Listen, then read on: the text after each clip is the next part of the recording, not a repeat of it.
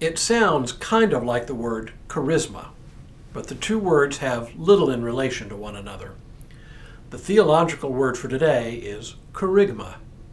In its Christian use, it refers to the proclamation of the essential message and to the actual message itself. In other words, the proclaiming and the thing proclaimed.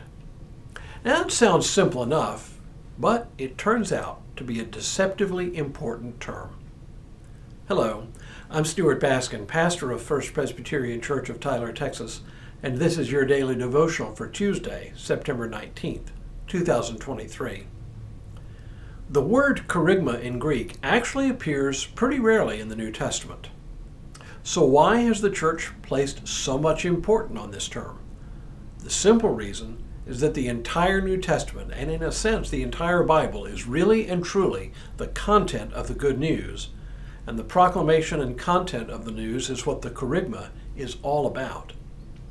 In this respect, the kerygma has a lot to do with the gospel message, the preaching of the good news of the redeeming and reconciling love of God in Jesus Christ. Which then begs the question, what is the content of the good news? What is the kerygma?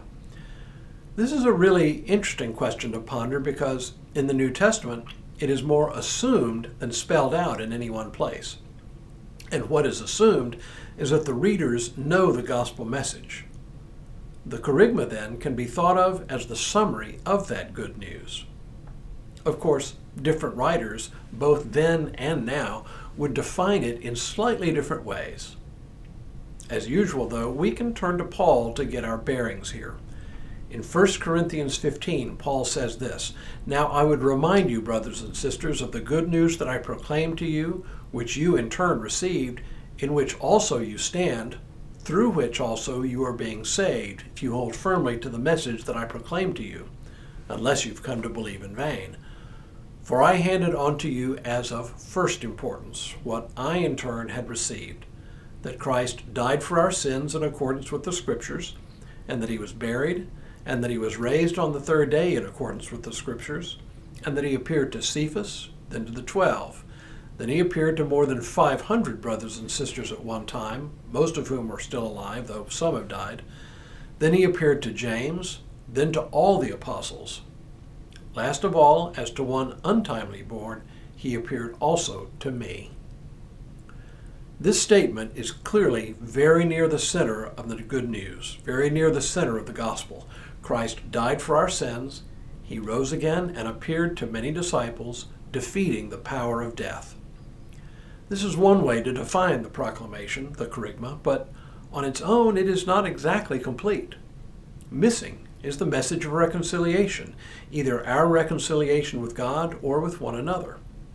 Missing also is the message that Jesus himself proclaimed, namely, the coming of the kingdom of heaven in the world.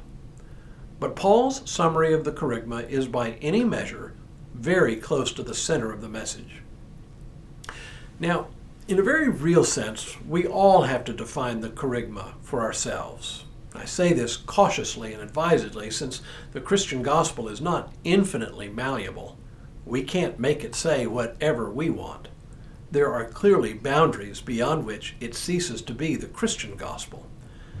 There is, in fact, an objective content to the kerygma. But with that caveat, we all have to decide what our relation to the kerygma is. What about the good news is good news to us?